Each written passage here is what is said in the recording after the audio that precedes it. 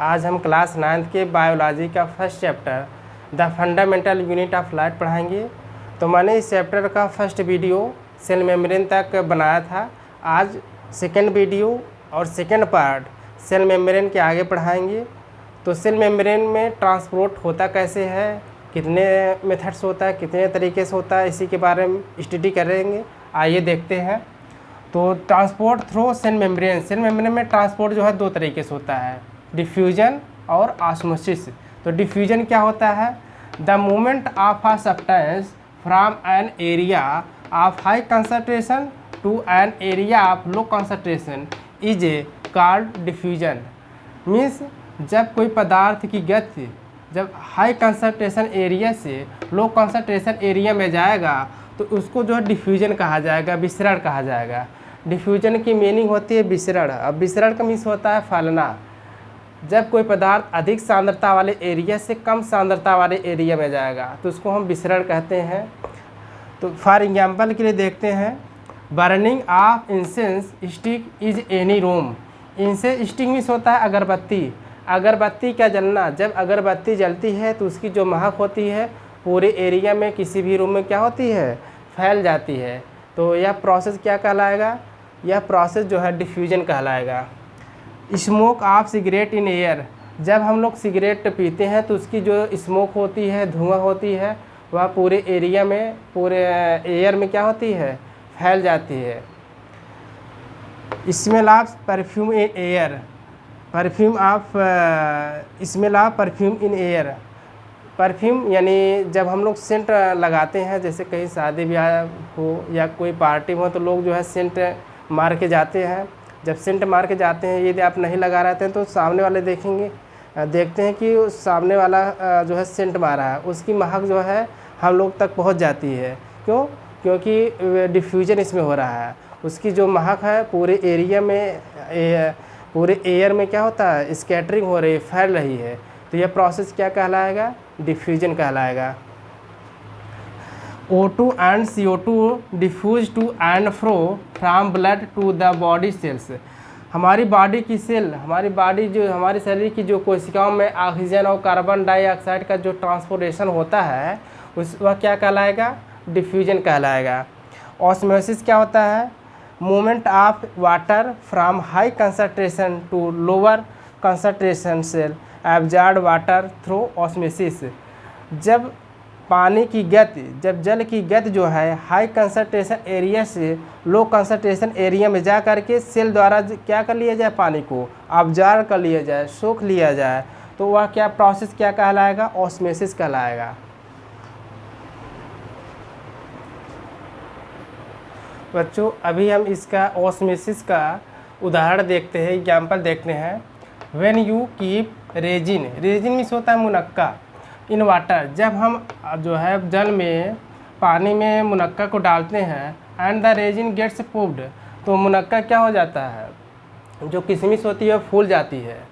जब हम किशमिश को पानी में डालते हैं तो आफ्टर सम टाइम, कुछ समय बाद किशमिश क्या होती है, फूल जाती है। तो this process is called osmosis. यह क्रिया क्या कहलाएगी? ऑस्मोसिस कहलाएगी। When we are suffering from severe sore throat we are advise to gargle salt water. When we are, जब हम जो है सफरिंग, पीड़ित होते हैं, from severe throat. Sore throat means होता है गले में खराश। देखिए जब हम लोग को गले में खराश आ जाता है तो जैसे कुछ अटक अटक लगता है, कुछ यहाँ पे फंसा हुआ है, तो हम लोग क्या करते हैं, डॉक्टर लोग एडवाइस करते हैं ना कि जो है नमक और पानी को घोल करके उसको गर्गल कीजिए। तो क्या प्रोसेस कहलाएगा? Osmosis. Plant take water and mineral, जो पेड़ पौधे होते हैं पानी और जो खनिज लवण होते हैं उनको लेते हैं, फ्रॉम रूट्स, जड़ों द्वारा, with the help of osmosis. Osmosis की सहायता से पेड़ पौधे क्या करते हैं, पानी और जल को ग्रहण करते हैं। आते हैं अब अगली पॉइंट है सेल वाल। सेल वाल क्या होता है? इसको हिंदी में कोशिका भित्ति कहते हैं। जैसे हमने यहाँ पे एक प्लांट सेल बनाया है, इस प्लांट सेल की जो आउटर लेयर है इसको हम सेल वाल कहते हैं।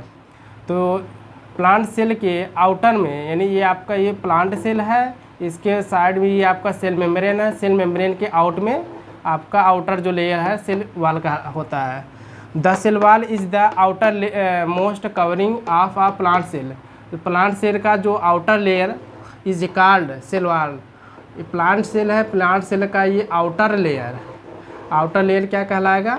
सेल वॉल कहलाएगा। तो ये जो डॉटेड द्वारा दिखाई गई है ये आपका क्या कहलाएगा? सेल वॉल कहलाएगा। और ये जो आपका पूरी लाइनिंग है ये आपका प्लांट सेल है। तो प्लांट सेल का outer layer is called cell wall. These are provides, ये सेल वॉल क्या प्रोवाइड कराते हैं? Plant cell. जो ये सेल वॉल होता है वह प्लांट सेल में पाया जाता है और एनिमल सेल में नहीं पाया जाता है। मेड अप ऑफ सेलुलोज, और ये सेल वॉल किससे बना होता है? सेलुलोज से बना होता है। Cellulose is a complex substance. Cellulose क्या है? एक कॉम्प्लेक्स सब्सटेंस होता है एंड प्रोवाइड, उपलब्ध कराता है स्ट्रक्चर, एक संरचना, स्ट्रेंथ, शक्ति टू प्लांट्स। जो सेल वॉल होता है वह पेड़ पौधों की एक स्ट्रेंथ, एक ताकत उपलब्ध कराता है। सपोज करिए ये आपका प्लांट है, इस प्लांट का जो ऊपरी वाला लेयर है वो समझिए आपका जो सेल है, सेल के अंदर जो है आपका सेल मेम्ब्रेन पाया जाता है और उसमें फिर आपका सेल वॉल पाया जाता है। देखो जो छिलका होता है प्लांट का, अब उस छिलके को देखो कितना स्ट्रांग होता है, कितना मजबूत होता है। अगर किसी प्लांट का हम सारे छिलके को, सारे बार्क को हम उसको रिमूव कर दें, हटा दें, तो पेड़ क्या होगा? जब हवा चलेगी पेड़ जो है ऐसे आपका टूट जाएगा, फ्लेक्सिबल हो जाएगा।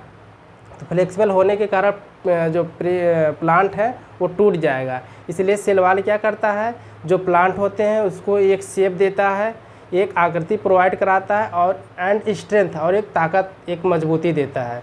अगर ये सेल वॉल न रहे तो जो प्लांट वगैरह होते हैं इतनी मजबूत से खड़े होते हैं, जब हवा चलेगी तो फ्लेक्सिबल होने के कारण ये टूट जाएंगी।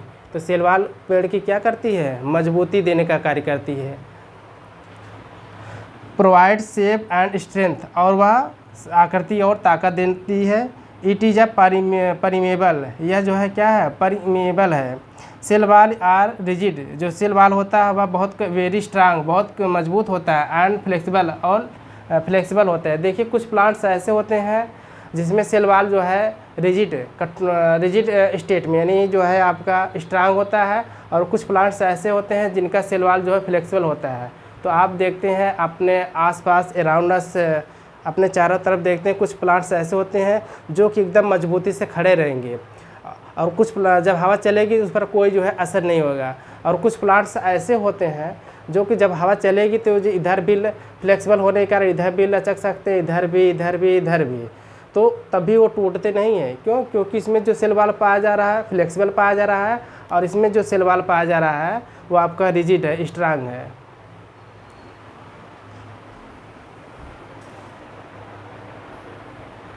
बच्चों इसके बाद हम देखेंगे प्रोटोप्लाज्म।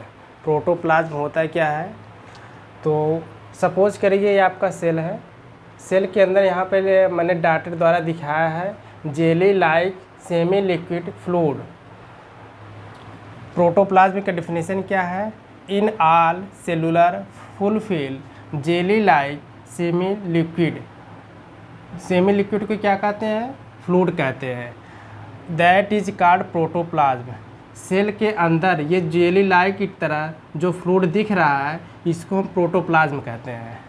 फिर से समझिए, ये आपका सेल है, सेल के अंदर ये आपको जो डॉटेड द्वारा दिखाया गया है ये आपका सेमी लाइक फ्लूइड है। तो ये फ्लूइड जो दिख रहा है इस फ्लूइड को ही हम प्रोटोप्लाज्म कहते हैं। Protoplasm generally divide into two parts. जो प्रोटोप्लाज्म होता है जनरली से दो पार्ट में डिवाइड होता है। बच्चों एक बार फिर से देख लीजिए प्रोटोप्लाज्म क्या होता है। अभी लाइट ऑफ हो गई थी। ये आपका सेल है, सेल के अंदर ये डाटे द्वारा दिखाया गया है ये आपका सेमी लाइक फ्लूइड है। तो इस फ्लूइड को ही हम प्रोटोप्लाज्म कहते हैं। इन ऑल सेलुलर, सभी सेल के अंदर फुलफिल भरा होता है जेली लाइक, जेली के समान सेमी लिक्विड जिसको हम फ्लूइड कहते हैं, दैट इज कॉल्ड प्रोटोप्लाज्म।